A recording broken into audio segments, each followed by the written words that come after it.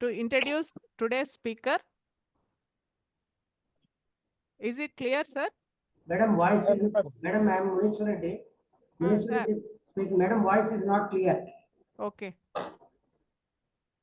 Voice is bit low, ma'am.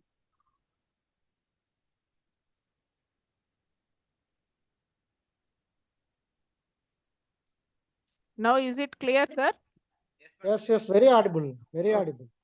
It is my privilege to introduce today's speaker, Sri S Naveen Kumar garu, IAS. He was selected in 2007 as IAS batch.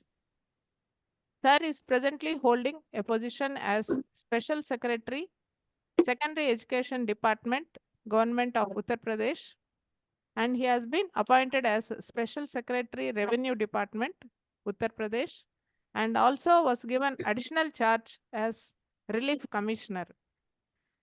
Prior to this, he has also worked as Special Secretary in Health, Medical and Family Welfare, Government of Andhra Pradesh.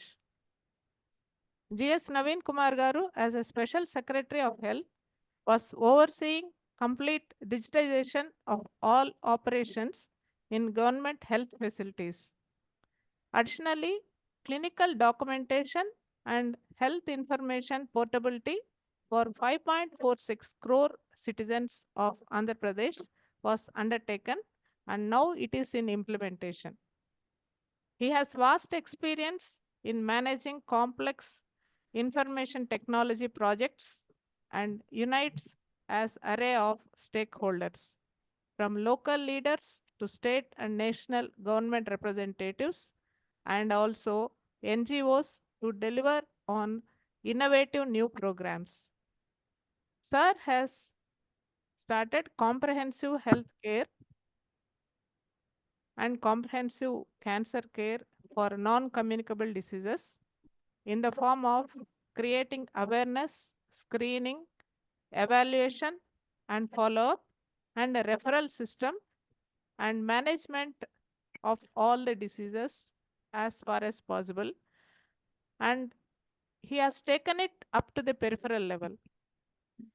So like area hospitals and community health centers, where he has started the training for all the staff nurses and the doctors to reach the public at rural areas, which is a very innovative position. The health staff were trained and are conducting screening regularly. Sir, we heartily welcome you to this online platform.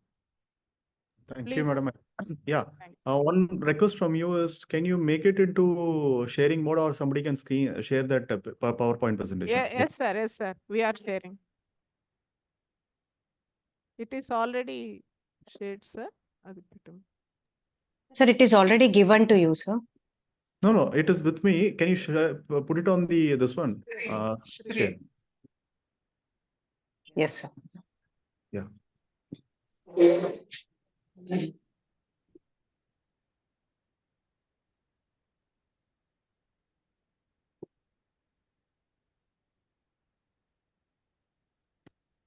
In the meantime, I think till the connection comes in, I think I'll take my. I think it is one of those very few people. I think I have to tell you a story how we started doing it. So this was sometime back in September, October of 2022. We wanted to set up not 2022, I think 2021. Yeah, 2021. We wanted to set up a cancer a program. So the reason is, I think if you look at the entire how we deal with cancer in the entire country, it's not just AP. We have not created that kind of what we call public health. I think that's the point I'm trying to make. We don't have much of ownership of public health in the cancer care. If you see it, I think there was a Guntur hospital which was doing predominantly well, and SWIMS hospital was doing very well. And then we were trying to develop the Kurnool hospital, a cancer facility. It is, why is it called Wisdom? The Wisdom name we first came across when Dr. Shanta Kumari was the president, and I was a representative to Suffolk, and my dear friend Dr. Krishnanda Gupta was there. let us not argue, get into an argument mode, but listen to my story and then you can come back. Okay. So the point is so what we tried to do is we were trying to bring out the doctors, and then we had a couple of doctors who were working closely with me, and we also had a lot of doctors mentoring us. I think it also include Nori Dattaritaya and other doctors, Vishal from SCG. In fact, like he was trying to mention that we also went to Adyar Cancer Hospital. We also went to RCC Trivandrum. We had a very big mentorship from Tata Memorial, Dr. Umesh. So these things had happened. So what I'm trying to tell is cancer was happening in a smaller space. So what we try to do is why can't we scale it to a larger experience or larger reach? So we had to put things in place. For example, we had to see the entire continuum of care. One is that preventive care, treatment, palliative care, everything. So that is exactly how this Andhra model, I think it is a very popular name in the comprehensive cancer care now. This is how we had created this entire, model, what we call as Andhra model. I think I'm not talking about it today. What we had created in the, and right now it's happening also, to, document it as a public health, and I think probably only one of the states which has done it very clearly. If you look at Kerala, which has done it very nicely, where they have 3 regional centers. They also have their district hospital, as an, spoke to the regional centers. Similar kind of, similar kind of experience. I think distributed cancer care is being carried out. One other state which has a very good setup is the Assam, where I think it's about 14, rural centers, and they also have hubs. They have a hub in Guwahati also. So that is a reason I think we picked this entire topic, and this has now it has become a very integral part. I think if you look at it, it would have become a very integral part of the entire public health space in the state. When I'm talking about public health space, it is how you cater to the preventive care, go door to door, do this, you do your examination, clinical checkups, everything. I think when I'm talking about it, the entire, continuum of care, I think probably only 2 or 3 states would actually match the way we had done it, maybe probably Tamil Nadu and, Kerala. So like he was talking about the Adyar setup, right? So what they do is we went to their camps also. We also went to 2, 3 camps of them. Where they do is they send a team and then they examine a local population. So they do it like last 40 years, they have been doing it. And that's one of those things which we also SPS. But one of the issues with that, with their, the preventive checkup is, it is a voluntary thing. So there's no, your turnout used to be like 20%, 10%. Sometimes it could also be 5% of the population, which they are targeting. So which means that it's one of those things which we saw as a gap in the entire preventive care. So you need to mobilize a lot of people. So when you look at the Andhra care, we had to, do a lot of mobilization. I think Professor Bharathi is also there. She knows she had to do a lot of, efforts. I think I remember when we were trying to do the first 2, 3 rounds of the same presentation, which we are trying to do. It was not the way we expected it to be. In fact, we also did an pilot in one of the villages in Guntur to understand why people turn out, how they are turning out, and what is that entire, line of action. I think if you look at, if there is a, people who are detected, or maybe, maybe there is a preventive detection, primary detection, which has to be further examined. So how do we go to that entire chain of things? So I think that is a reason we picked out this one. So this presentation, I think this is I probably the best in the country so far, because I'm also told the same presentation was presented to the Additional Secretary Government of India. She had requested the same presentation has to be, the same kind of effort has to be taken in 5 other states. I think Professor Bharathi would probably already know this one. So this is the thing. So this is the basic story I wanted to tell you. How the story is how the government of Andhra Pradesh had picked up this topic called comprehensive cancer care and started owning it, and not just doing the treatment, but you're attached to the other end to end. I think when you call it the entire care continuum. So now I'm finished with my initial remarks. I think if there is any questions, I can answer it now. There was somebody who was trying to tell me something.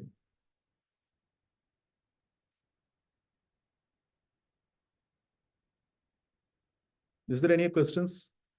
Or we can move? Yes, Somebody- sir. We can start the topic.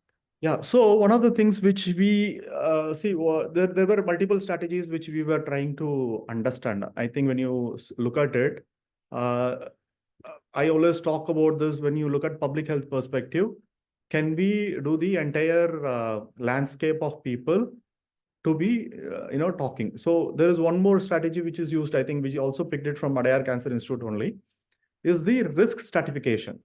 So when you know that there are groups which has high risk, can we go to those groups and start identifying and treat them? So that's one of the things. So I used to be PD of APSACs then, and I think we had a lot of partners with APSAC, PEPFAR, and CDC, Share India. So all my partners, I think not just Share India, all my Share India was overwhelmingly, they were happy to do this project. The idea was to to convince our partners, see, look at it, it's not just HIV/AIDS which they suffer, in fact. So it's also that they have a risk of cancer. So we had started this program, not just cancer, we'll also show you other three things which we covered under it. So if you look at that first line which says women living with HIV has 6-fold greater risk of cervical cancer, I think that's something which we understood and we started, if you look at it, one more thing which I like about the entire APSAC's management is this is one particular public health. I'm using this word again and again because public health is something which not many people are very good at. For example, you'd be good doctor at treatment level, or you'd be a good community health doctor. But when you look at the larger public health thing, you should also look at this perspective that public health needs and not just one component, many peer partners coming in. I think you need a lot of collaborations to come in so that, and the end to end has to be, it has to be tied up. I think that's one thing we were very particular from day one. It's not just that we go and, tell them, okay, you have been detected with cancer, but you also ensure that they are taken to a facility and they are facilitated with all the necessary futuristic actions. Whatever actions has to be taken in the future, that has to be, convincingly done. So that is something which we wanted to try and do it. And that is exactly what we did in this entire program. And when you look at it, if you look at the women, so we started, I think if you go to the one of the slides, which you will look at it, and this is what the World Health Organization talks about 90, 70, 90 global strategy. So 90% of the girls are fully vaccinated. I think government of India is also trying to do this entire HPV vaccination program. In fact, I'm told, there is a back story again that there was an attempt to do it some 20 years back or 10 years back, but this could not work because there was some local issues and then this would not be taken. And screening, 70% of women screened using high performance test by the age of 35. If you also look at it, the Arogyasri scheme as a screening component. So we wrote letters to our empaneled hospital also to start screening, but not many of them had shown interest. And 90% of women with pre-cancer are treated. I think if you also look at it when we go to the slides in the coming time, I think in the coming slides, you'll also see that we were able to capture that detail of pre-cancer also. That's also important. So that's what we did. So can we move to the next slide, please?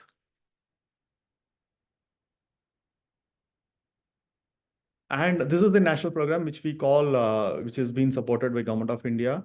So this is what the program, and although it has been launched in 1975, you can also see, I think we will also show you NHP numbers, NFH numbers, which is very low. The National Family Health Survey numbers, which you look at it, it's just 30% of, 30 to 49 reported, I think. So that's the numbers which we look at. And also the NACO, I think NACO also recommends for screening of cervical cancer. I think that's very important. When you have a 6 times risk, it's important we screen them. So I think when we started this program, see, I'm showing a very rosy picture, but I think we had at least 2-3 months of brainstorming. How do we, plan this program? Professor Bharathi was there. The entire team was there. They went to the ground. to understand how people respond. It's not just we throw a program and people start responding. That's very important. When you look at all the government of India schemes or the state government schemes, we need to behave, we need to bring that change behavior. I think when you look at it, the behavioral change, which is very important, so that the people come in. In fact, I had a very curious question when we had sent a bus, mammo bus to, do a screening. We actually went and asked people, what is that, what is that motivates you to come to that mammo bus and get examined? So one of the things which they said is, see, if if the bus can come to our village, and then we are able to, get ourselves checked. So we are more than happy to do it. So I think that is the crux of preventive, preventive strategy. I think when you look at it, preventive screening, I think that's one of those most important strategy which we look at, is that we should be able to reach their doors. I think if you ask them, okay, you come to our facility, we'll, screen them, that is not going to work. So I think we were able to take the screening to the doorsteps of the people or the risk, people who are high at risk, and then we were able to do it. And you can see the other two things. It also tells you that we were very low in our coverage, and the national and the state level data is also high. I think I have another slide which also talks about when you look at the number of cancer patients across AP alone, it's about 70,000 people. I'm talking about the number which is about almost 2 years old now. But you look at the morbidity, it is about 34,000 people. It's almost 50% of the people who, die actually. When you look at the death rates, it's about, almost 50%. And one of the other thing is that 70% of the people report at the stage 4 and stage 3 of their cancers. I think that's makes us very difficult to respond with a positive strategy towards cancer. I think that's something which we have to see that we are able to. So I remember when we were writing this roadmap, there was a conversation between MD and HM of Tamil Nadu. One day he told me, Naveen, we should not look at treatment part of it. Our concentration as an NHM unit or as a state government or the public health policy should be, to invest heavily on preventing cancer. That's exactly where both. One is that you are able to deliver good results. Second is also you will also reduce the cost of public health. I think when you look at it, it's also economics of scale. So when you look at it, you're able to reduce the cost of public health. So both way it is a win-win situation. So we are able to, address a better strategy. I think when you do a very good preventive care, you're able to address cancer and also reduce the cost. So both works. Yeah, next slide, please.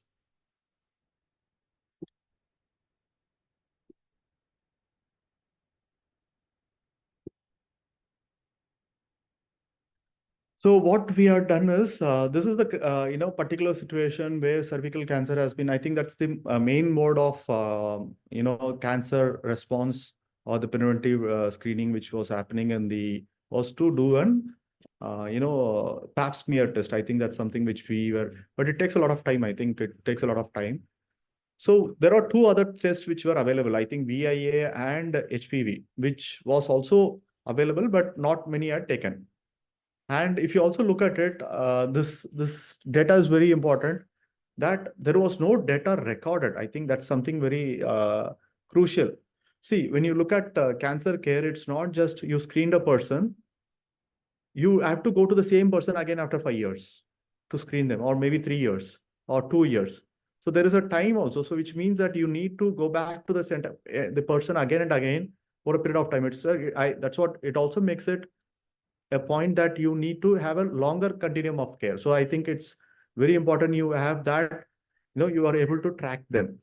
And about, if you look at this, the other number is about 60,000 people, women, are living with what you call 25 to 50 in the state. So that makes it, our task even more difficult, because if you look at it, if they are 6 times have a bigger risk of getting cancer, which means that you already have a number of 70,000. This would easily add up to that number. So that's something which we look at. We didn't see one of the questions which the people might ask is, did you go and do an like people who have been affected with cancer, which I think we didn't try and do it, but we were able to do this program.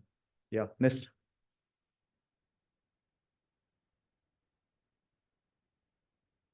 So what we did is, it looks very easy. I still remember when we started working on it, it was actually very difficult to write this 5 lines.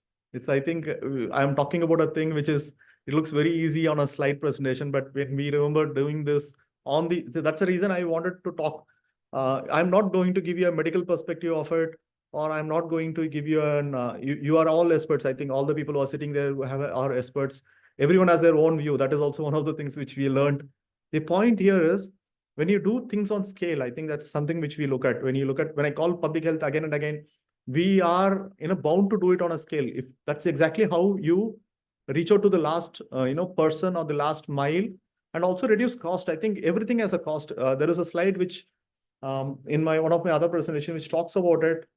The cost has increased by 4x. I think when we are talking about then only somewhere in the 22 only, it was about 400 crores. And it was supposed to expand into 900 crores in the next 3 years. So you can look at the numbers, how the numbers were growing. In fact, you must have heard of it in the list. I think a couple of weeks back, there was an article saying India has become the cancer capital of the world. So that is something which we look at. But although your numbers are about 95 to 120 per lakh of population, but there is a very good possibility. But again, there's an opportunity also, there is also a threat. The diseases can grow, because from 95, maybe you say 120, it can also become 200 per lakh. So you imagine if it is 200 per lakh, my numbers are going to double. It's going to be 2 lakh population only in AP. And so that's something which we are, we should be aware of. So that's something, the reason we are focusing, I think the entire objective of this entire presentation, it's not about the treatment part, how preventive part could be very effective in delivering a very good response to cancer. I think when you look at the word also, I think there was starting with cancer control. That makes a lot of a difference. So that's something which we look at. So we wanted to create, when we said that we wanted to create a comprehensive integrated model. When you look at it, we should not be, just going there to their houses, tell them, oh, you guys have a cancer, and then leave them there, right? So you need to, take up that thing. So one of the advantages, I see it as an advantage to work with AP Access. You have staff at every level. I think if you look at it, in fact, there is also a mechanism where we track LFUs from on the ground, whether that person has not taken medicine. So you have to, I have this framework which we call it as 6A framework of healthcare. First is awareness, create awareness. And create acceptance, that the person accept that he or she has cancer. The third one would be affordability. Availability. Can you make available some premises or health facilities where these people can go and get screened, get treated, or get medicine? Accessible. These things should be accessible to them. And the fourth part would be affordable. I think 3 A's, when I look at 3 A's, accessible, affordable, and availability, all these 3 A's, I'm interposting, between them, but all these 3 A's are very important for one reason, that these are most important part of government. And I also see it as a government service delivery to the public. I'm using this word service. I think public health service to the, thing. The last one is the adherence. So if you look at it, awareness, acceptance, and adherence would be the community part, or the persons who are involved in it. For example, I think if you look at cancer, you need, at least when we started doing this numbers there, it says about average of 26 visits to a cancer facility, 26 visit average. It could be 100, it could be 50, it could be 30, it could be 5 also, right? So you need to go at least 26 times to a cancer facility. And there is a possibility that you have to do your chemo for, say, like maybe 1 year, 2 year. But if the distance increases and your cost of going to that facility increases, there is every chance that person will not go to that facility again, right? So how do we, stop them from, not, adhering to it? So how do we stop them from adhering? I think that's something which we had a focus from day one. So what we did is we had a layer of the AP SACS, system. So we could easily layer the preventive care on it. So I think it makes very good sense, because you have counselors, you have people who can track you, NGOs working on the ground. So we had an end-to-end. I think end-to-end management could happen. The only tie-up which we were able to do is we were also able to tie up with the government hospital. I think madam was able to talk to their own, I think she was able to talk to her colleagues and then, convince them that we should, do it. And the second is, when you look at developing a model in the government health facilities, we should be able to see whether the model is replicable or not. I think when I opened my entire statement, when we started this entire conversation is, when we started this one, we didn't have any good idea that we will be able to deliver that kind of excellent system. But when I told you, I think I informed you guys that we were able to, there is a request from the government of India to, scale it to other 5 states and especially northeastern states. So that is the kind of, results which we have shown on the ground. Again, the second objective is very important. It's not just a person coming in, going out of a cancer facility. It's not just, it makes a lot of, difference when you try to understand what is their, socioeconomic status, which group. I think that's something which, when you look at the community health or the public health component, we should be able to identify those groups, knowledge level, whether they are educated, if they are educated, is their response different? If they are not educated, if their response different?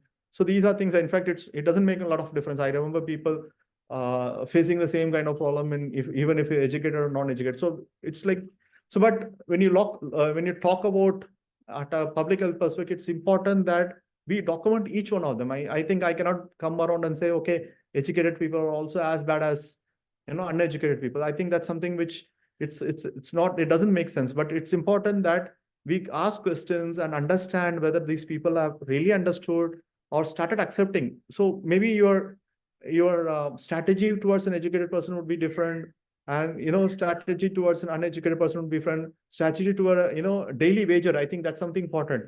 Imagine a daily wager is affected because of cancer, and he is the bread and butter of that. He has to do that bread and butter of that family. But in case that person is not, earning, what happens to the entire family? So these are questions which we have to see when you look at public health perspective. And for example, one simple thing which we can always see is, okay, there is a particular lady who got affected with an, breast cancer. So there is an immediate chance that her own children, her own sister, siblings, there is a chance of them. So we, stratify them under, high risk. So can we go to them? And I think that's one of those earliest conversation we had with Professor Bharathi, that can we go to that, people and ask them to, do a primary screening so that it is useful for them. For example, maybe it might not turn up in the first primary screening, but there is also need for them to be screened after 3 years, 4 years, 5 years, whatever time schedule you look at. So these are things which we look at. And also screening possibility. I think that's one of those numbers. I was talking about my experience with the preventive camps of Adyar Cancer Center, is that the turnout used to be very less. See, imagine you are putting so much of resources from the government side, and it is not, turning out the way you wanted. And then, see, I'm simply looking at the public health cost. When I'm again and again, I'm talking about this public health cost, is that I put some numbers into there, and these costs are not actually turning out into benefits. So I think there should be a minimum. I think when we started telling the Adyar Cancer Institute people, they were very surprised that we were able to get about 400 people in our camp. So that's the number. So I think, I don't know, madam will be able to tell you that even a turnout of 100 and 150 is a decent, reasonable turnout. When you look at that strategy, 90, 70, 90 strategy, when you look at it, I think that's a reasonable number which we look at. Madam, if you want to add something in this thing, I think you had done quite a lot of work in this particular thing. So you can add up something to this presentation, Raj. Yes, sir. Actually, when our idea has been started, it was for screening and to do the preventive measures. But we thought that just screening the person and identifying and telling that you are having some problem will not solve the problem. So we have gone up to the stage of screening and also communicating with the women whom we have screened and communicating to their family members. And we have made it understood, and we have done the biopsy for them, and also we have followed them. So with the biopsy report, we will get whether they are non-cancerous or precancerous. This precancerous is very important because it takes nearly a few years. If we take cervix, 10 to 15 years. If we take breast, 1 or 2 years. And for oral cancer also, 2 or 3 years. So within this stage, if we can identify, we can prevent and also arrest the progress so that it will not go to cancer stage. So mainly our aim was to identifying this pre-malignant cases and also to arrest the progress so that they will not go to the level of cancer, or even if they are in that stage, very early in that cancer stage, if we can identify 100%, we can give cure. So that was our motive, and with that we have started, and we are still doing these in 10 centers we are doing all this screening now. You can continue, sir. Yeah, next slide, please. So my presentation will be a little different from Madam's presentation because she is going to be highly technical. Mine would be more of administrative point of view, how we were able to, get in a lot of things. So like the way I was talking in my initial comment is that it needs, I think that's one of the things which we liked when we started doing, I think one of the, when I put it political will, it also includes the administrative will also.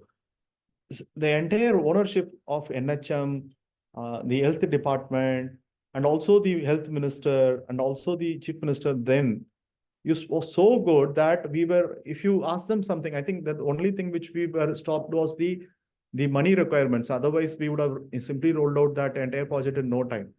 But other than that, any help from the top leadership always had action. I think we were able to notify it as a disease. This happened somewhere in the early, late 2022. And then we were able to bring a lot of action on the ground. I think we are also the ones which we had a digital registry. We are tied up with ICMR, NCDIR to do an atlas of maps. And there is a lot of other things which we were able to. So we had a lot of agencies coming in. I think when you look at this scale, I think if you do not have agencies coming in, I think that's very important. It's not just one person, one unit of the government, or one particular thing which can deliver. So if you look at this one particular thing which I liked in AP was that the medical education department and also the health department was a single unit. Whereas I am sitting in UP where I see it as two different units.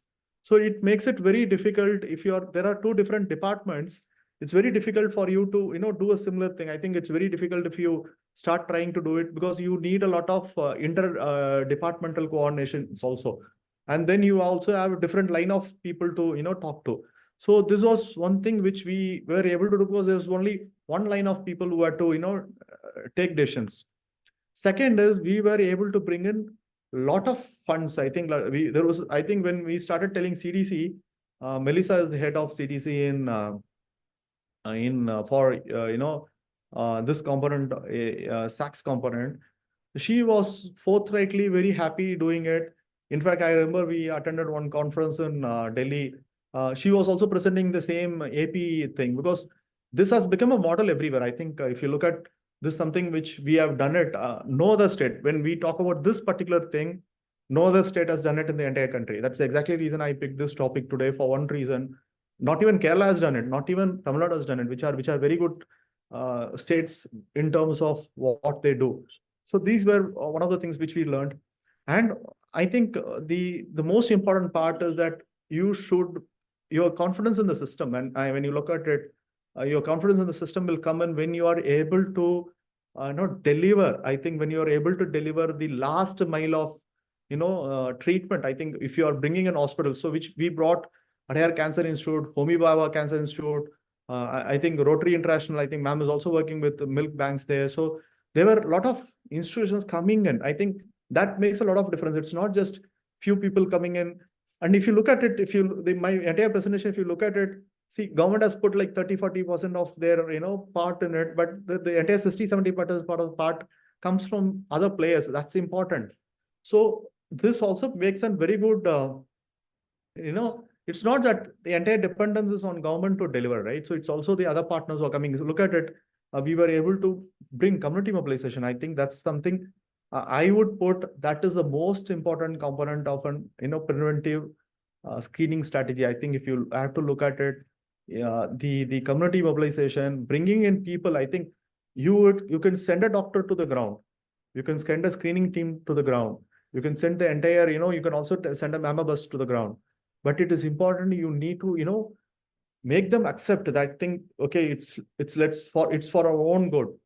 If it is detected at the early stage, it makes a lot of sense that it can be cured. I think that's the confidence which we were able to put. So we were able to bring in all the NGOs. I think there are about 96 NGOs with SAC, SACs there in AP.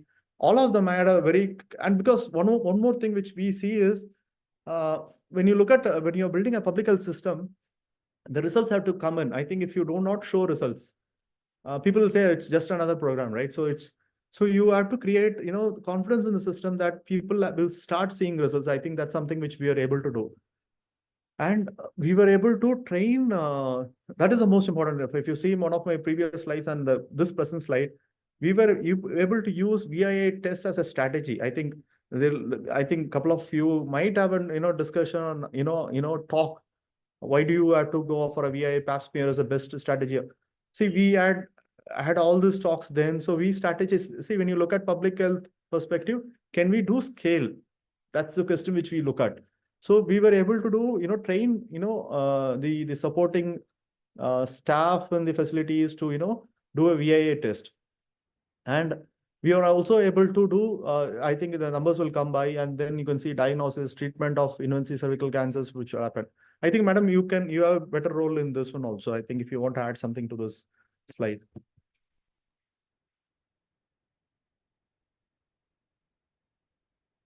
Sir, actually, we have selected the visual inspection with acetic acid as one of the method because it can be done economically and also with a low cost. Even for staff nurses, we have given training.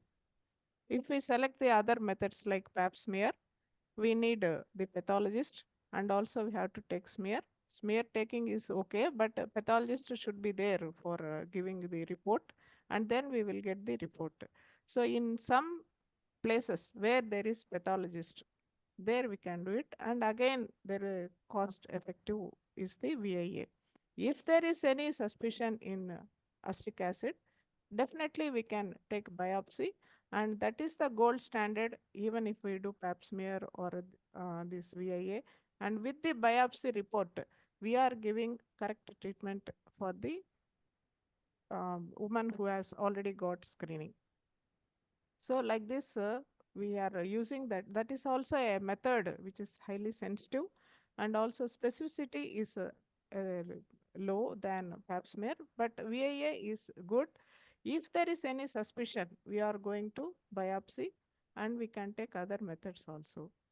So that we are following.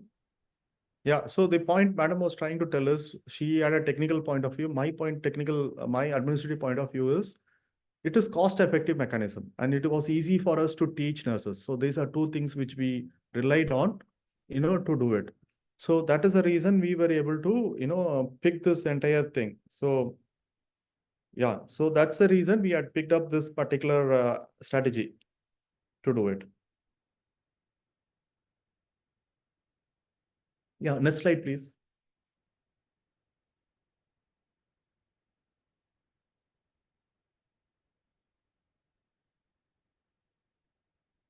So these, I think, madam is the boss in this entire thing. I think she was able to do it. All this looks very easy for us to, put it, but it was very difficult. I think, see, when you look at this entire DAPA, which is put there, which looks very easy, I think, when you look at the numbers. But one more thing I think I wanted to talk about this is, see, these are, I think if we wanted to, talk about this to the students in public health. So I see, when you talk to doctors also, I remember yesterday I was talking to one more oncologist who's one of the top oncologists in SCG. He was telling me this one. See, as a doctor, I could reach out to 10 people, 20 people, but as an public health, specialist, you can scale up the projects. I think that's something which we were able to do it. I think this particular, in fact, I have also requested the people to, document it in a better way that this could become a global study. In fact, I don't think nothing of this would have happened in the global scale. I think thanks to the professor who is there, that she was able to, put this there. It's not very easy. It looks very easy that I'm putting those things. Anakapali, we would face a doctor problem. We would not have a doctor. You might know there is no cooperation among the staff. So when you look at this entire number, we were able to, bring in a lot of people to come in, come and do it in a better way. So that's exactly what we were able to do it. So we were able to, do this. I think Madam will be in a better position to explain. So when you look at it, our ARTC center has become the key place where it starts. I think we had a lot of information, and then we were able to talk to them. I think we were able to talk to the counselors and convince them, and then they were able to start doing it. See, I think my primary contribution comes from into this thermal coagulation. I think that's something which I happy to contribute. For one reason is, I think this is again learned from Adyar Cancer Institute. When I met the vice chairman there in Adyar Cancer Institute, he was very specific. Naveen, cervical cancer, invest on thermal coagulation. So that's thermocoagulation. So which helps you in, reducing the entire, the entire chain of cost also. It's important. He said it cannot be it need not be a gold standard, but it's very effective. And it is 99 point some percent, because they have done it for a period of so many years. And they were so confident is the foolproof system. So given that, we picked up, I think one of the first devices which we bought is through a lot of contributions from doctors like you. I think there are 18 doctors in this conversation, that there was a doctor who came and said that, okay, I will give you 3-4 lakhs rupees of money. Why don't you buy a thermal coagulator? So that's how exactly we, bought it. So that is exactly the reason we were able to take it. So now, madam, I think you have something to talk in this particular slide.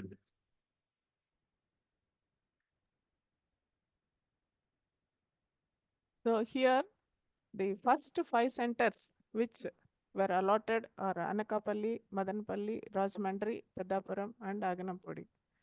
Initially, when I went there, I was wondered to see, and they told that we are not going to take up any gynec projects. And also, even deliveries also, they were not conducting in a full-fledged manner for HIV patients. So then I wondered, because I have worked in a teaching hospital, we were doing all the cases. So to make them accept that you have to take up and you have to do for all the patients, and HIV or female sex workers, whatever it is, we have to do the service. And it is very important to pick up the early stage cancers, that it has taken nearly 2 months for me to make them understand and to accept them. Next, the training part. Training part for the staff nurses, they also were not confident. They told, Madam, if we examine whether the patients will accept or not, they may not accept like that. I told, this is the thing. There are non-communicable diseases staff nurses which were allotted, minimum 2 to 5 for each hospital. So they got trained, and they have allotted only this work for them from 9 to 4. Even though they do screening for 5 to members or 10 members, they have a lot of documentation work. They have to see the new patients, they have to answer to old patients, and also, even if they have any other complaint, not only the screening, if they have dermatology complaint, ENT complaint, they were taking them to those doctors and they were helping them. Like that, the patients also got confident, and they themselves were, we don't call them patients actually, they are clients only, because they are normal people apparently. We bringing normal people for screening was very difficult for us. If they are quite all right, we can't ask them to come for hospital. So they have taken and they have served them. And once or twice, when they have seen the biopsy reports as early cancer or pre-cancer, then the staff nurses and also doctors got confidence and they had interest in doing the things. And thermocoagulation, which actually the SAR has initiated and Share India has bought, and that has created a easy way, because it is not like cryotherapy. Going to operation theater is not necessary. With that, from Anakapalli to Rajamandri, from Rajamandri to Pedapuram, we have shifted that instrument because it is handy, and we have done treatment for the pre-malignant, pre-cancer patients. So for this, making them understand and to communicate with them, it has took nearly 3 to 4 months also. Okay.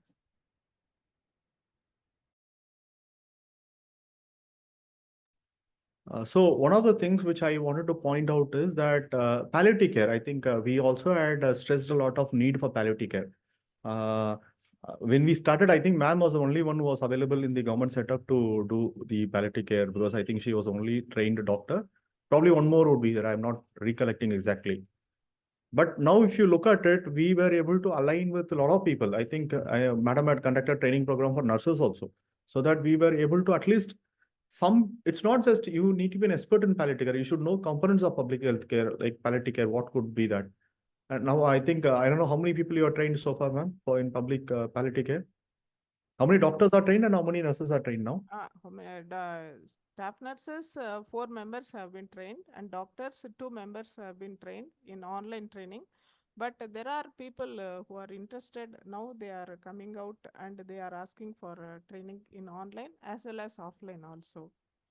So from the COVID period onwards, most of them, they got interest in palliative care, not only for cancers, but for chronic diseases also. And those, the people who are old age people who are having, who are need support therapy, they also in need of palliative care. So in 2018, when I have done, it is for my sake of my mother-in-law, but later I realized that is useful for so many people.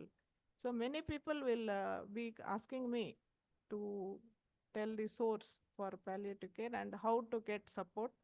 For most of them, I will be giving support, and many of them, they were encouraged for training.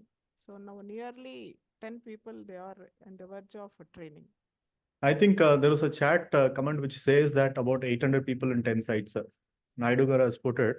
If you can unmute it, he will be able to present himself, I think. Because we have a lot of people who have done it on the ground. I think it is important that we hear them out completely. If you can, unmute it.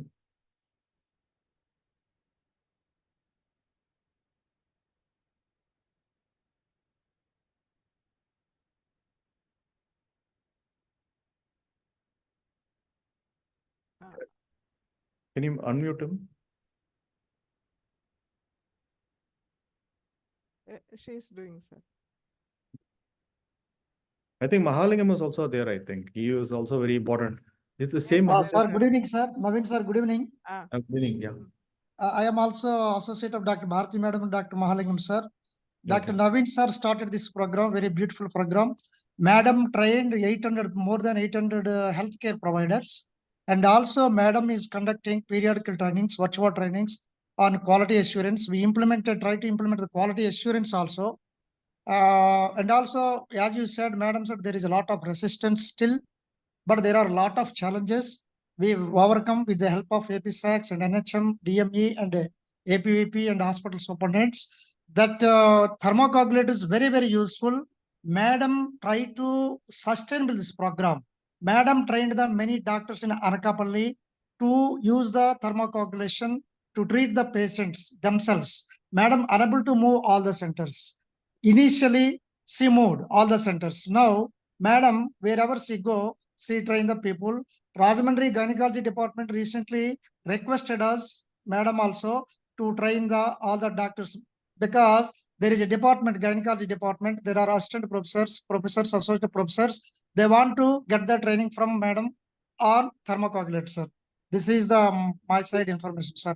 Almost more than 8,000 cases cervical cancer screening performed, sir, in all these 10 centers.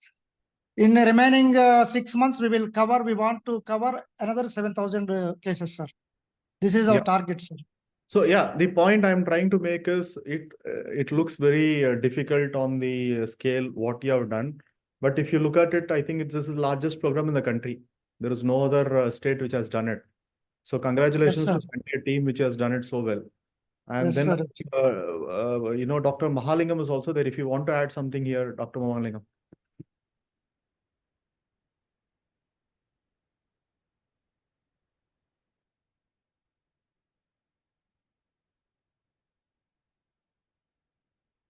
Okay, so we can go to the. Hello. Yeah, can you unmute me? Yeah. Yes, sir. So good evening, sir, and thank you very much for inviting us for this session, sir. This was really a eye-opener for us, sir, because our program objectives of CDC Share India was to focus on HIV viral load lab-related activities. But as a comprehensive care program, it was because of your guidance we were able to take it forward, and not only cervical cancer, we told why not do breast cancer, oral cancer, and also include hypertension, diabetes, and body mass index screening, which was basically one of another complication which we were seeing due to ART intake. So I really was very happy when you said we started it as a very small pilot, and we had a target of only 6,000 for 1 year, but we have almost completed around 8,000 cases we have screened.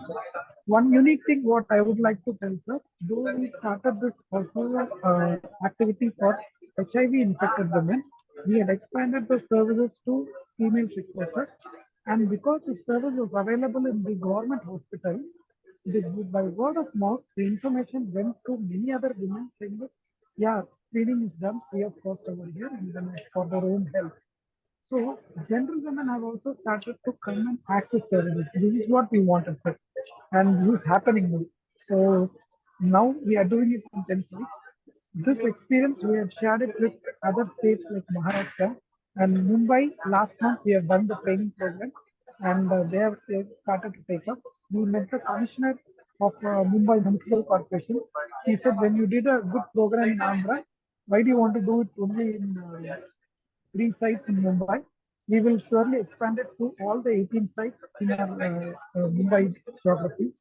And we told about the thermocoagulator and the advantage of that machine. He said we will procure it for all the sites which have adequate gynecologists and people. We can use Dr. Bharathi Madam's expertise to train these people, and we can do it at a stretch. And the other advantage what we saw is that when we showcase this model, which was the first in the country, and globally also, this many number of cases we have not seen, sir. And the percentage what WHO says is only 20 per 1 lakh population. And the numbers what we are seeing is almost 200 per 1 lakh population, data which we are seeing for pre-malignant and malignant. So these were all women who were asymptomatic. They didn't have any symptom at all. So screening asymptomatic women and identifying them, reducing the risk at a very early age gives a good quality of life. That is the advantage which we have seen in the entire program. When we, as you suggested, sir, like in the beginning of the program, sir, when we presented to the AS Madam and the Director of National AIDS Control Organization, they said this is a very good one. You scale it up to another 5 different states in the country. So including Northeast people. So the next is Nagaland, sir. So this is a scale-up plan. Thank you very much for the opportunity.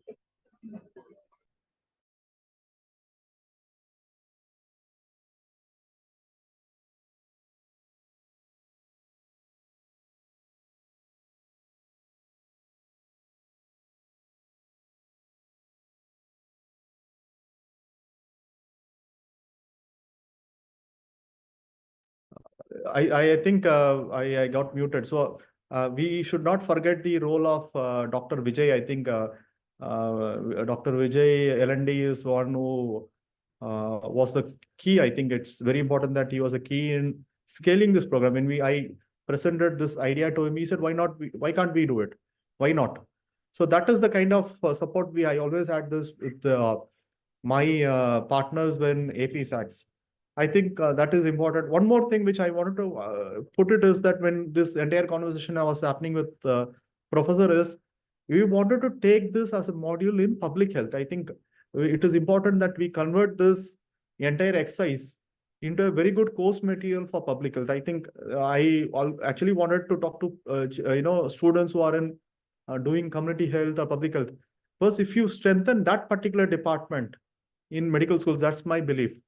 If you strengthen that particular department in the medical schools and everything, we would be able to we could be the next to Costa Rica, or we could be the next to Cuba in making. I think we have everything in place. You have a very good insurance scheme. You have a very good setup on the ground, grassroots. I think we need to create excellent courses in public health, and bring it to that level that every single doctor has a very strong public health component in him or her. So this would change the way we would deliver. So maybe in a different opportunity we would be able to present. I think there must be at least 100 and 150 students in entire AP who's doing community health. Why can't we do a workshop, call all of them, explain what we have done, make it into a very good, ask them only to create course material and videos to how to explain people. These are things which we should be able to do it. Next slide, please.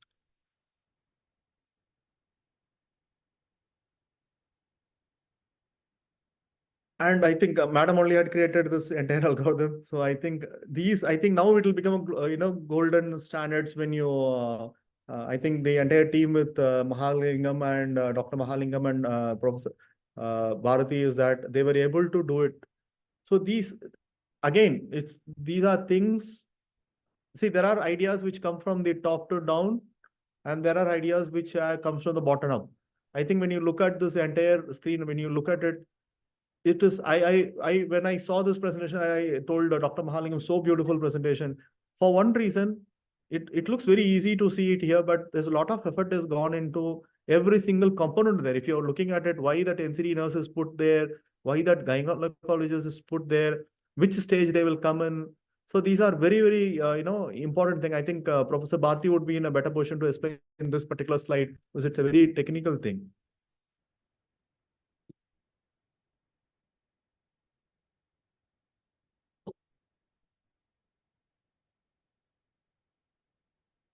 Madam, you have to unmute.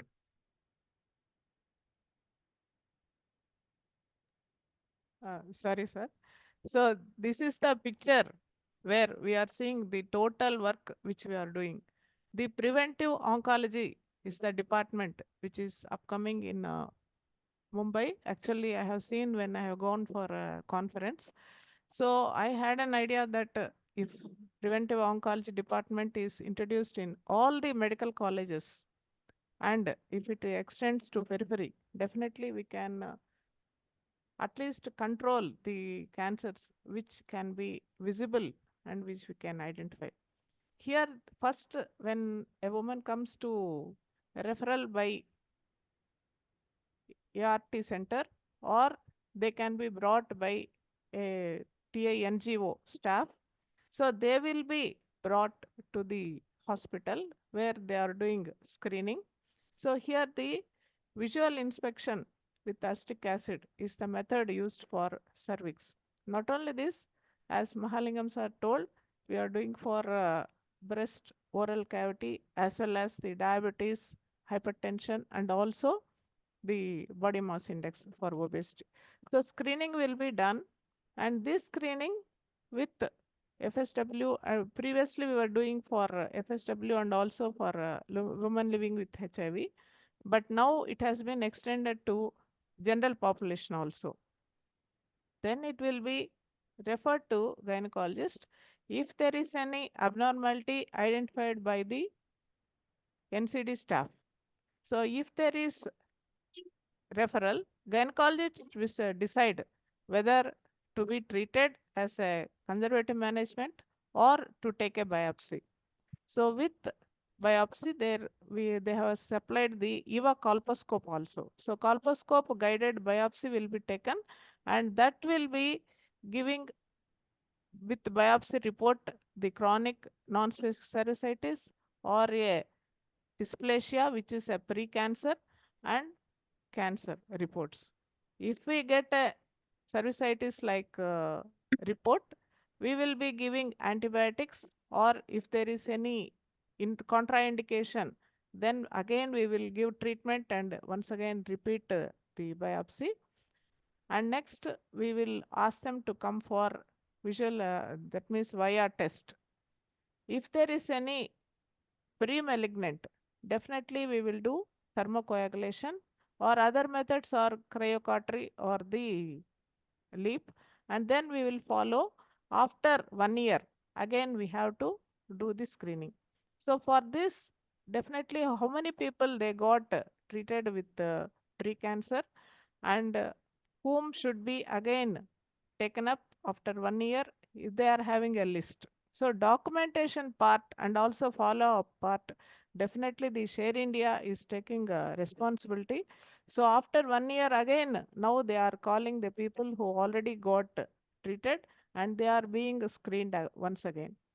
If they get any report as early cancer or cancer, they are being referred to Homi Baba Hospital or the place where SWIMS, where they are having the oncology department, and up to the treatment they are following, whether they got surgery or radiation or chemotherapy, and then they are again following the patient, how she is and what she is taking.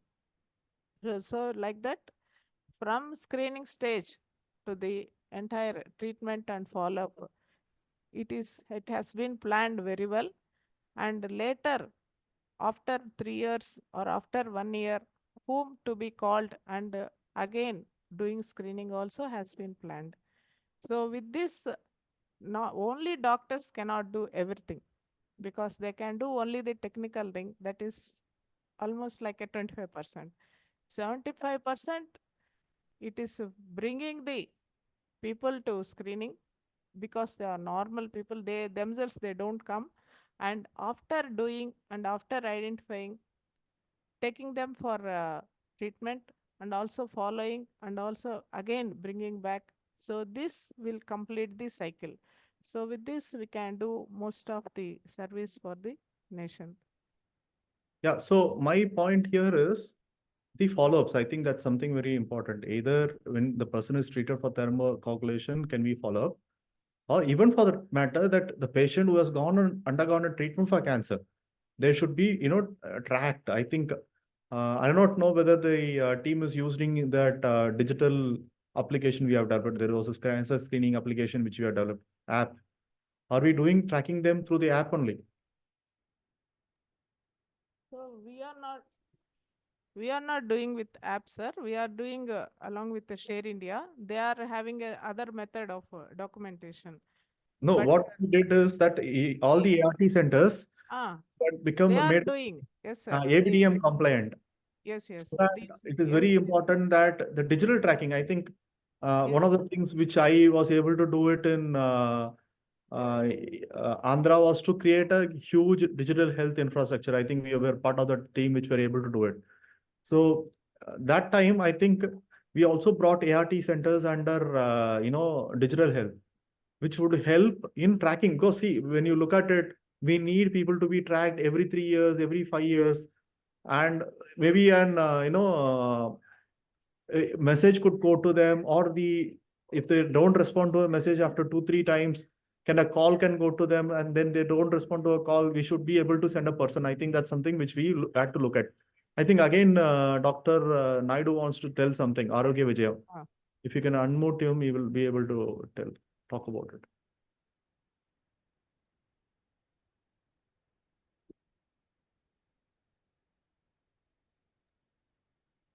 Sir, good evening, sir. Yeah. We have developed with the support of APSAC's Arogya Vijaya web portal. Mm. We are tracking all the data in a digital platform as well as manual source register. As you said, we are tracking all the clients for pre-cancer treatment, non-cancer treatment, and cancer treatment also. This is happening, sir. Yeah, very good. So for councils also following up. Arogya started? This portal was started 1 year ago, sir. It was initiated in your period. After that, we modified 2 times. Now it is full-fledgedly working, sir. Every day NCD nurses are entering the data in manual register and web portal. If they are not entering the data, the next day we track down, we asked them to enter. If they are unable to enter, our staff, myself and other colleagues are there in field level, we enter, sir. Very But good. now data validation also completed in 6 centers recently. It is up to date, sir. That Very good. Arogya Vijayam portal. I think, We have given access to AP SACs also, sir. yeah, it is excellent. I think I'm very happy. In fact, Yes, sir. one of the things I keep talking to everyone is that I'm very, when after I left AP, people are very upset that this entire cancer plan would go to a toss. But I keep Yeah. asking people what is happening in cancer. I'm very happy. In fact, my day is made when you tell me that all the projects, in fact, it's not just this project, every single project which I worked in AP continues to be going on in full-fledged form. Congratulations. Sir, to- we always remember you. If Naveen Kumar sir is here, this program will somewhere. We are always talking. Yeah. With your support, with your initiation, with your Very cooperation, happy. we are In fact- continuing this project. Literally, sir, Bharathi madam, myself and Maha sir and other staff, we spent 12 to 14 hours every day tracking. If there is a gap, you track it. There is no treatment, you track it. Madam asking us, why didn't you inform me whether it is abnormal? Why didn't you post the picture, abnormal cases? Then madam is directly talking to all the 10 NCD nurses as well as Share India staff also, sir. Very good. Excellent, madam. I think I'm very happy. So when Dr. Mahalingam had sent this presentation to me, I actually Sir. wanted to lecture a public health student. So I thought it will be a very light lecture. So madam told me, no, we'll do a full lecture. So I'm very happy. But my point is all this good work has to be documented somewhere. I think Mahalingam, Dr. Mahalingam, you have a very good team. If you can hire a Sir. communications experts, I think, who can go and tell this story in the way, because if you document this well, entire country can follow it. I'm telling you now, nobody in the country has done it. That is why there is no presentation like this in the entire country. If you go and show anybody, this is the Sir. first time something like this. So I think we should document it. In fact, we should write an article. I'm happy to, see that someday. I think if you can send a screenshot of Arogya Vijayam portal, we will talk about it. I think it is also important. I keep talking about it. It is not that what we do, we should also let know people of what we do. I think when we tell people that this is what we are doing, some more people will give you ideas. I think that's also very important. When you tell them, okay, we are doing this one, they will give an idea. Why can't you do this way? So this is a two-way, process which helps us strengthening our own efforts in cancer control. Thank you so much. So we Sir, can move. thank you, sir. Yeah. Again, it's a technical side which we have in the next slide. So what we started doing in the cancer control is OBC strategy, oral, breast, and cervical. If you are able to do it, I think 60% of your entire cancer control can happen. I think we are not brought a formula. So we got some IIM Lucknow, interns. I think they passed out last year. When we asked these numbers, and then we were able to document that how much reduction of cancer cases would happen and how much cost also will go down. I think when I'm talking about both, when you also deaths, I think that's also one of the things very important in it. So we broadly call it OBC strategy, oral, breast, cervix. If you are able to, do it, you are able to respond to it very effective. I think even if you do 30% patient, there is a very good number coming by. If you are doing a 40% patient, you are getting. So in this particular thing, I'm very sure it is moving at what 60 to 80% of efficiency, which means this would be the largest program in the world. I think there is no other program which would be very close to this, what we are trying to do in terms of cancer control. So that is something which we also have to look at. So this entire, thing has to be a strategy. I think that's more important thing. We should be able to, as we talk in management, we talk about why can't we take the big fruits, low hanging fruits. So we had to, we have to take those low hanging fruits, which is very easy to, deliver. See, now the confidence in the system will increase when you start delivering results. They see they are excellent. They screen. They also take follow-up. They also ensure that we get timely treatment. So if you are able to complete the continuum, the confidence in the system will come by. So that is very important in this entire in a strategy towards preventing cancer. We can move to the next slide, please.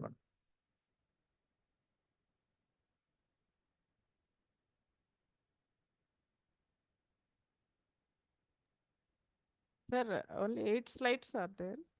No, there was one oral and all was there, I think. There was oral also. I haven't seen. One more, sir. Dr. Mahalingam, I think oral was also there, right?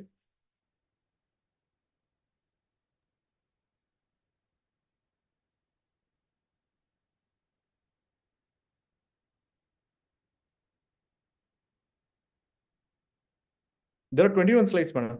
Yes, sir. But it's You have made that material and all. There's a lot of things you have done. yeah, yes, sir. Yes, sir. We are in the 8th one. Mm. I think the next slide is very important. Yes, sir. Next 3 slides are very important. Yeah. After that, we can just have to same algorithm.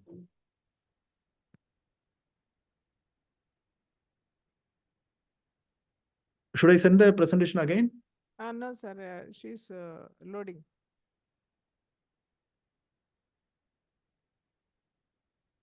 Okay. In the meantime, I have it in my mobile, so I'll just Yes, sir. I'll talk about it. See, I think one of the things, I think there will be a topic which will be coming on here is to how do we create IAC material. I think if you look at it, we pulled out IAC material from everyone. We brought it from Adayar Cancer Institute. We brought it from RCC Trivandrum.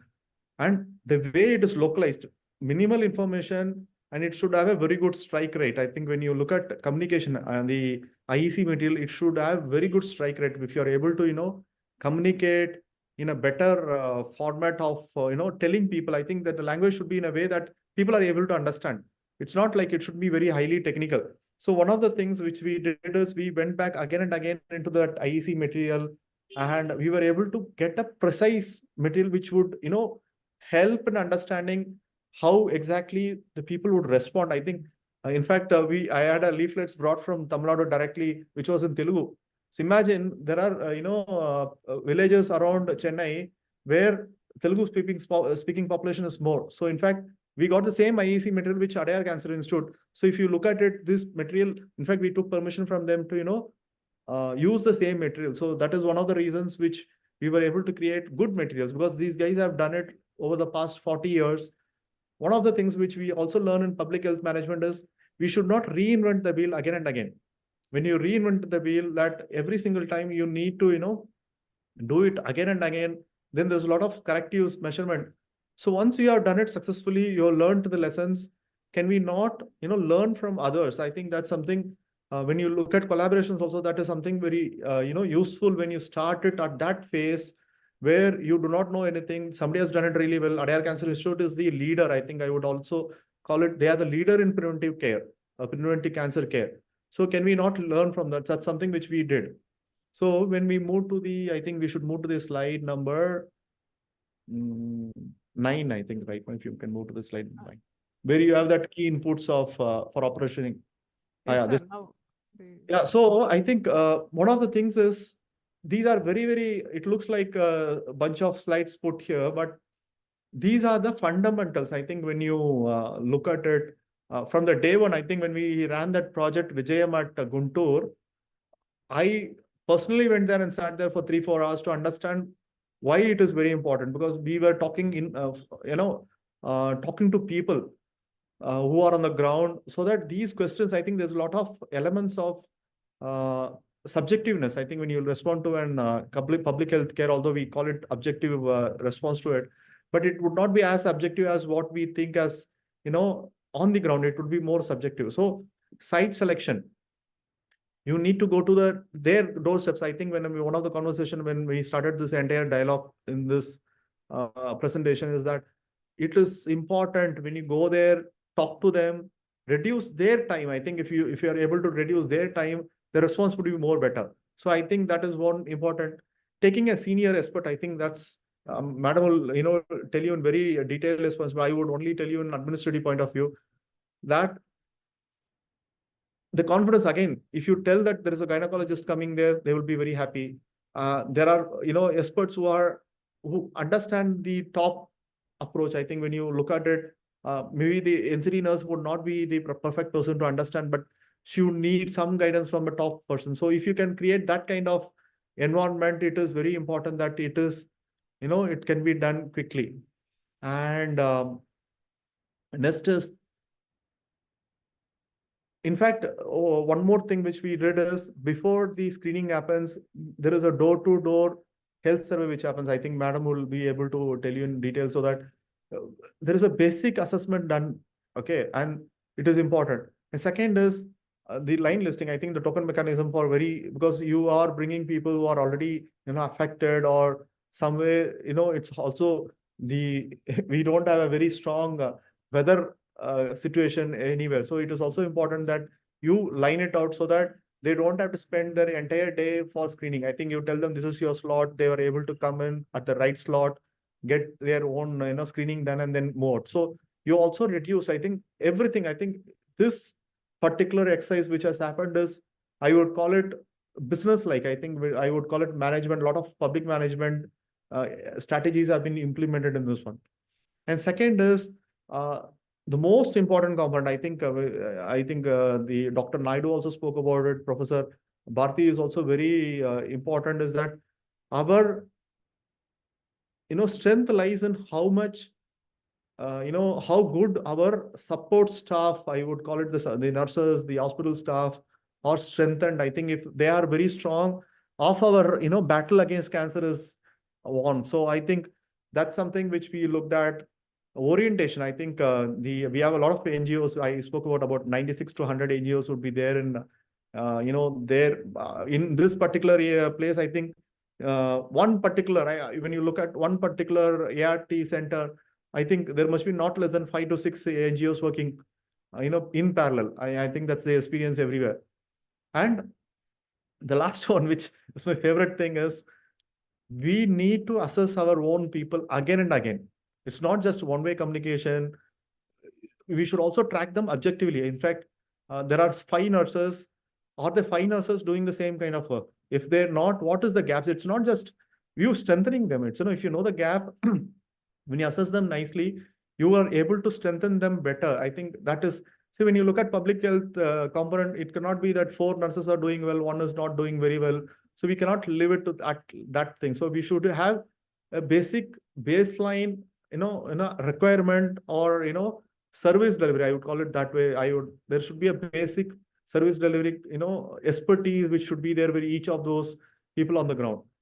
And if you remember when I started talking about 6A framework, the counselors makes a lot of difference. I think that's one of the things to create awareness and also acceptance. Why should I get myself tested? That's the question they are going to ask, right? So are we able to, convince them to come?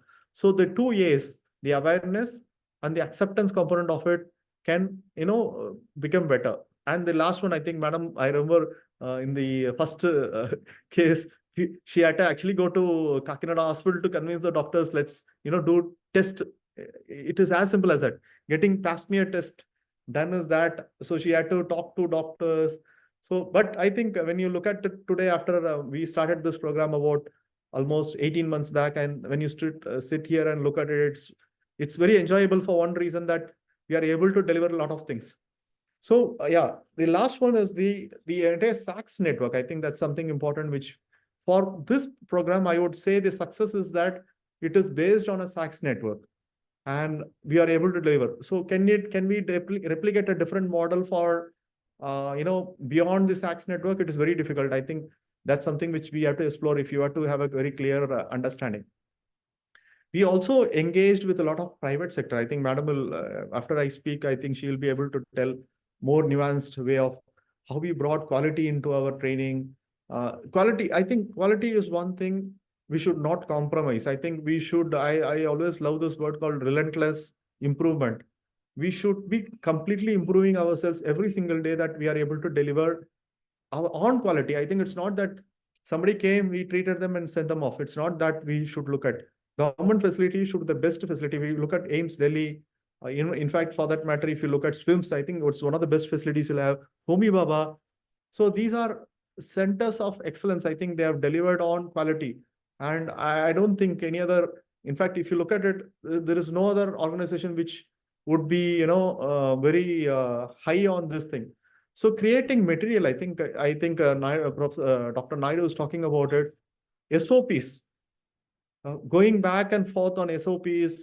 SOP, I think any organization, not just here, any public organization should completely work on their SOPs. That's something which we work. That is how you improve quality. So, ma'am, it is for you to, complete this topic. Yes, sir. Actually, first, when we have trained all the people together, like staff nurses, doctors, technicians, lab technicians, all together, like theory, telling them theory. But practically, when I have trained mainly the staff nurses, those who are going to be involved in screening, and also the specialists like gynecologist, surgeon, and also dentist. So after that, once in a 15 days, once in a month, like that, I was going and doing the assessment. Minimum 3 assessments we were doing for each candidate. And after screening, I would tell them what are all the pitfalls and what are the missing they are doing in communication or greeting the patient or in doing the procedure, whatever it is. So they, after 3 or 4 assessments, definitely they were very well, and now they are doing independently in a good way.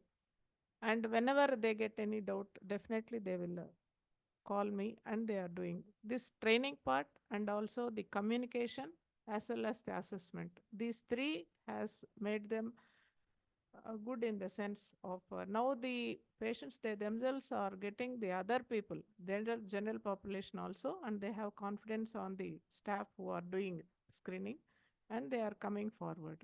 So this is a very good improvement, sir, in the peripheries actually. So I think I'm very sure. I think 2 years from now it will be the best program in the country. So the way it is documented, but we should not leave that what you call the initial. I'm happy that it has continued to so far, but we should not leave that entire momentum. I think keeping up the momentum for the next 1 year is very crucial if you want this program to be successful. So we can move to the next slide. I think we have already come to the second half of our presentation. Yeah, flashcards. I think ma'am was the best person to talk about it. I think she created herself sitting there and creating. So you can see her, she is sitting there and explaining each one of them. So I think this topic, you can take it. So the flashcards, they have been prepared by Share India. They're having a library of these flashcards. Initially, when in beginning, they will have a doubt in acetic acid interpretation. But after they have seen 3 or 4 or assessments, definitely they were able to answer 80% of the presentations by seeing the flashcards. If the flashcards, if they are able to identify at least 80%, I am giving them that they are fully assessed and they are good in competency. So they have helped in many ways, because the cervix, which they cannot see unless they take the picture before acetic acid and after acetic acid, both has to be needed. Of course, breast and oral cavity, they can do it by visual as well as palpation examination. Especially for the cervix, they have prepared the flashcards. One of the initial things which you also learned is that even the gynecologist was not prepared to, I think madam had trained the gynecologist also. I remember this very clearly. Yes, sir. It's not that because I think they might have undergone the treatment training during their, courses, but it's important we have to create those refresher courses, make them understand. So like we talked about it, I think it is also important. These SOPs have to be documented. How did we train the gynecologist? These are, I think, although it looks like we have trained them, but we also have to, you need certain numbers of people after which they are, like she talked about 80%, if you're there, we think that they are competent. So even for the gynecologists, I think if you can create a certification thing, although they are already be trained, or maybe a certification of, appreciation, I think this is the number we look at. So many tests has been successfully conducted. This will help us. And the last one, I think this is one critical thing which I really liked, is that creating a WhatsApp group. It's the easiest digital health, digital thing which we can do. You create a WhatsApp group, you put it. But if I remember, it's easy to talk, laugh at it. But if you look at it, it's very effective mechanism. It also gives you a very, whenever the other person is free, is able to see it and give a response, so that you don't, waste on time. So I think it's a good idea for case discussion. I think this is maybe the first time they have done it probably in a hospital setup. They have done it, not in a public health setup. I think this was used very well. Yeah. So we can go to the next slide. I think I spoke about IAC. And then I think another 5-10 minutes we'll finish it off. So this is the entire monitoring framework. I think the Dr. Naidu was talking about it, is creating portal. I think portal is very important. The entire mapping, the workflow. In fact, I remember spending a lot of time on the roadmap. When we started doing that roadmap, it had similar diagram. So how can we go there and from the home to the treatment and back? Can we have an entire flow chart? I'm an engineer, so I always think in terms of flow chart. Can we think of an end-to-end flow chart, getting back to where they started? So that is something which is important. And again, I think Dr. Naidu has already talked about it. These cases are being captured in National Cancer Registry. So when they is captured, it is also gives you data on how it is looking at in the global perspective. And reviews are happening at consistent level. I think it's already on our autopilot mode, that we are able to look at the numbers. And now I think the ownership is from the NACO itself, that they will take it up on a larger scale, because this, see, for the NACO, it's not a separate organization. When you look at it, it's part of the health ministry. So it is reducing cost of another department of the health ministry itself. If you're looking at it, it would be the NHA, the National Health Authority, which is the one which gives you money on PMJY.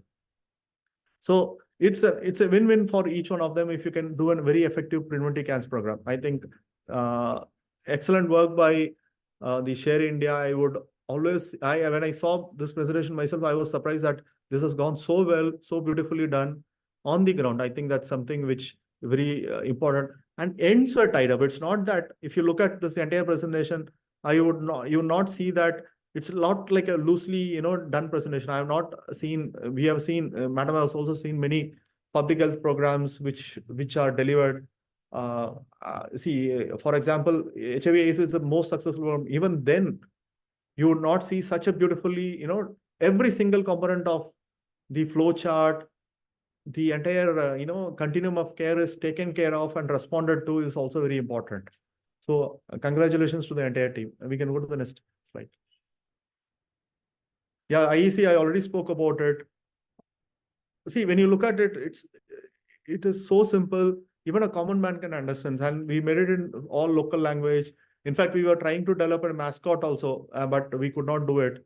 And you can also see that we had taken this material from Adyar Cancer Institute. This one.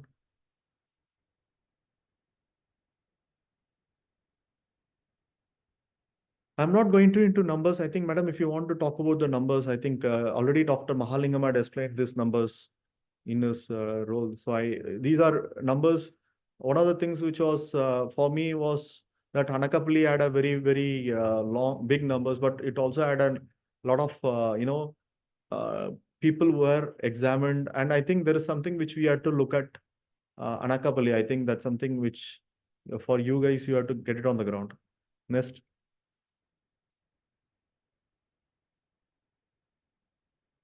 So other cancers, I have already spoken about it. Next slide, please. And we were able to do oral. This is oral screening, which we did. In fact, our oral health program is also very effective. We have bought well scope in dental colleges. We have strengthened our dental colleges for response to oral cancer. And this particular belt, I think if you look at Northern Andhra, it had a lot of oral cancers coming up because of their, the tobacco consumption or others. So I think this program was also very effective there in this particular area. Yeah, this one.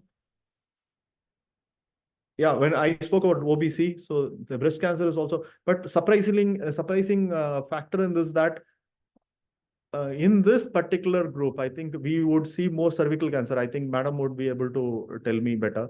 In this particular group, I think we were able to see more cervical cancer than breast cancer, which is the other way around if you look at the general population. So the insights would come from Madam.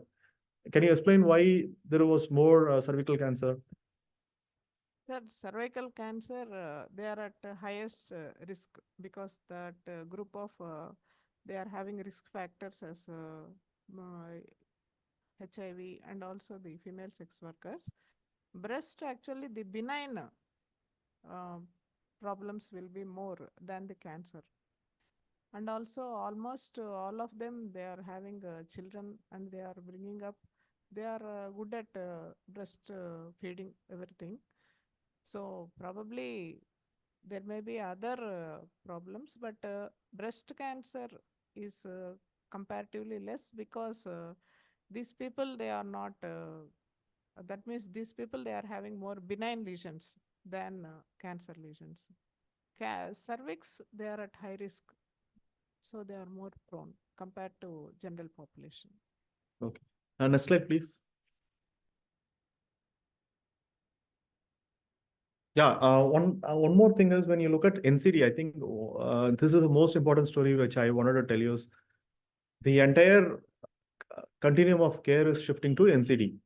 We look at four major things. One is your cardiovascular, oncology, hypertension, and diabetes. I think you're also doing diabetes screening here. So we included hypertension, diabetes also. I think this is also the first program in the country where hypertension, diabetes is you introduced, because these are also the ones which will lead to other diseases. I think it has a capacity. So, but I do not know how many years you are taken for every screening. I think every year they will be screened for hypertension and diabetes, or it is for the same group. So once if they are called, they will be taking all the screenings, sir. And follow-up would be every year for hypertension and diabetes. Yes, sir. Those who are called, they will be seen for hypertension, diabetes at a sitting. And other thing I want to add, sir, for breast, for the cervix, whenever we get it out, we are taking biopsy. For breast diseases, based on the surgeon's decision, if they think it is not malignant, we are not taking biopsy, we are giving treatment. So if the biopsy part is also taken up, like FNAC or true cut, which is needed for breast conditions, probably the pre-malignant lesions may be seen. So that also has to be included. Slowly we will include that also. Thank you, madam. Thank you. Next slide. I think we are finishing the presentation. Yeah, this is what I think Dr. Naidu was talking about, or maybe they have next one. So yeah, when you look at it, see, most important thing is we talk in administrators, vulnerability is a very important group. Vulnerable groups should not be left over. For us, I think that's exactly why sometimes when you ask me why government exists, it is for those people, vulnerable groups should not be left over from mainstream, maybe health, education, any other things which we talk, even road network, communication network. So we always talk about when you look at the government, civil servant doing something. So what this particular project was able to do it is to create that health equity. It is not equality, it's equity when you look at it, the access to, access, availability, and affordability. I think these are three important components of health equity, which we are able to provide. Second is the service quality. I think we kept on talking about it. Even our NCD nurses are of that standard. I would probably say that they are better than the private nurses which would come in the field. I think that's something which we can, proudly talk about. So that is the kind of, quality which we are able to deliver through a government system. It's a government system which we are able to deliver. So when you look at this entire project, as I began also, I kept on talking about it. This could be one of those best projects in the world itself. It's not maybe very few projects would have taken up that kind of nature which we look at. But thanks to the team at Andhra Pradesh who continued to do it, kept on improving every single time, that so that this project would be one of those best projects. And already it is the best project in the national level. I think that's the reason why the additional secretary, Government of India, is trying to replicate this project across other 5 states. Why would a better, like a state like Maharashtra is learning from us, Bombay is learning from us, Mumbai is learning from us. So I think this is lessons for us. But this journey is just begun. I think that's important. This has just begun, that we should keep on investing on this particular journey and keep moving forward so that we are able to be the best of.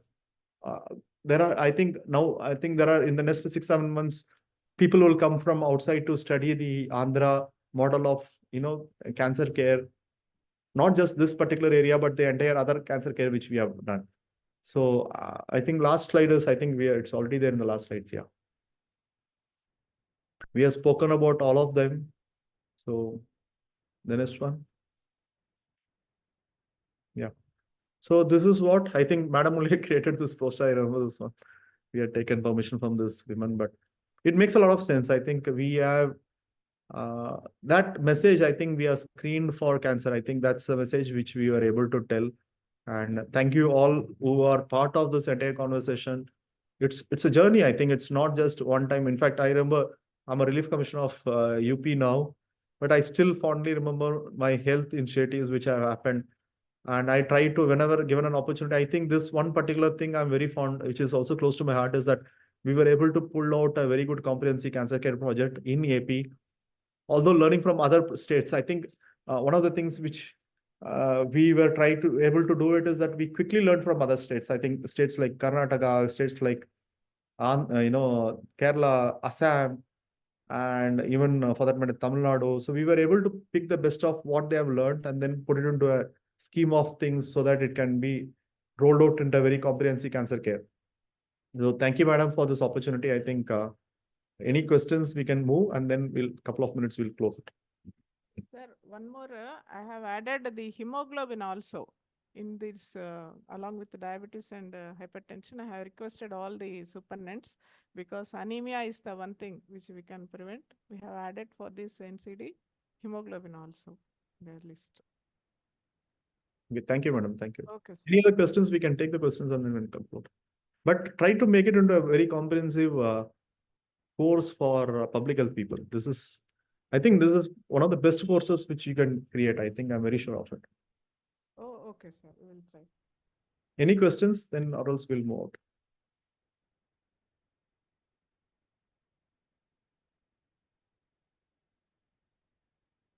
So I think thank you all. I'm Sir, done with my presentation. any questions? 1 minute, sir. Yeah.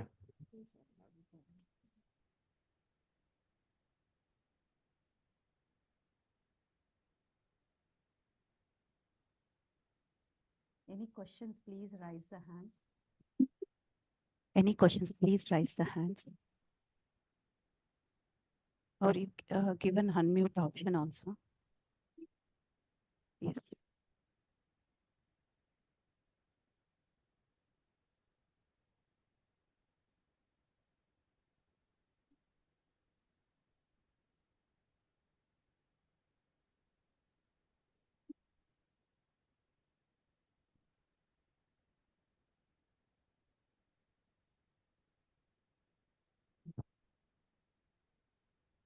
If there are no questions, we can close the conference. Okay.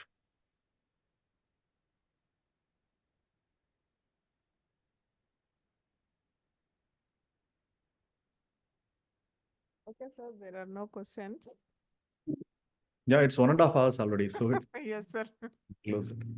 Okay. But Thank madam, try and take it to this experience to your community schools. Even private colleges we should be able to do. I think you will get a very good support from NRI, all those hospitals which are there. Yes, sir. We'll be able to take it. Thank you so much. Thank Thank you, you. sir. Thank you very much. Bye. Okay.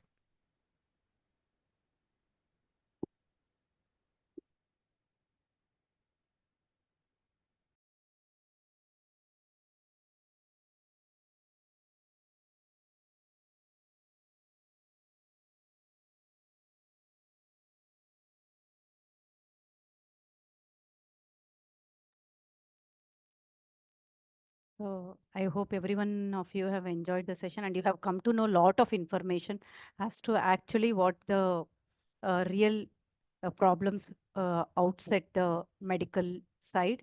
So really public, if it has to be reached to the public, what and all the practical areas, practical problems the government is facing and how the challenges the committee include our sir, IAS sir and madam, Bharathi madam and the entire team has been taken it forward and doing it such a wonderful program.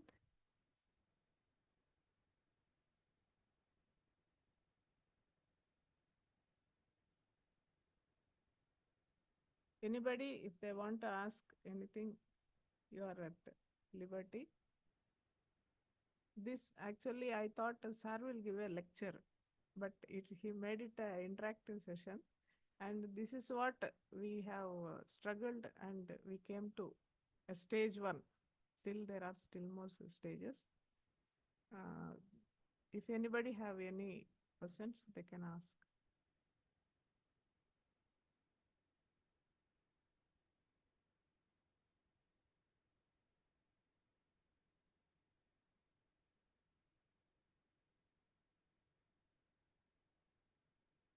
Okay, if there are no questions, we will end the session.